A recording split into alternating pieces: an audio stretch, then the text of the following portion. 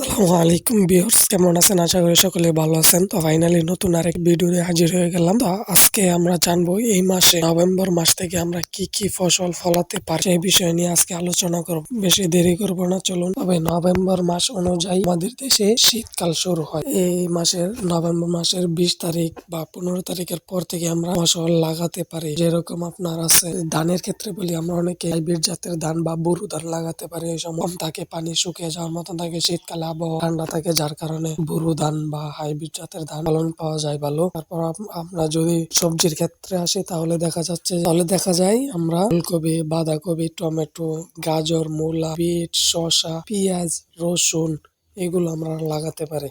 এরকম ভাবে তারপর আছে আপনার আলু, টমেটোর চারা লাগাতে, কাঁচামরিচ চাষ করতে পারি। এই সময় শীতকালে খুব সবজি পাওয়া যায়। তারপর আছে পুঁই শাক, পালং শাক, লাল শাক, ঢেঙ্গা, ঢেঁড়সও লাগাতে পারেন। তবে ঢেঁড়সের বিষয় না, আমি পরবর্তীতে আরেকটি ভিডিও নিয়ে আসবো। আরো 1 থেকে 1.5 মাস পরে লাগালে ভালো হবে, তো সেই বিষয়ে আবার কথা বলবো আরেকটি ভিডিওতে।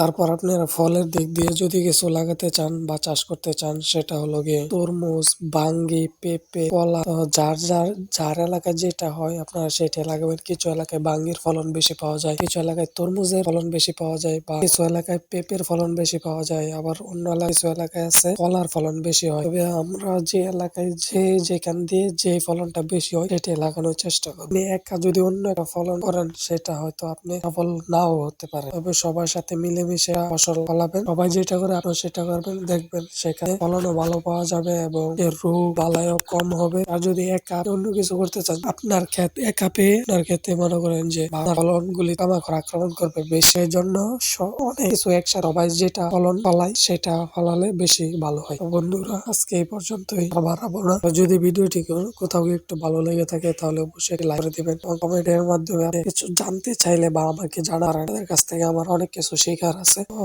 ভালো থাকবেন, সুস্থ থাকবেন, আল্লাহ।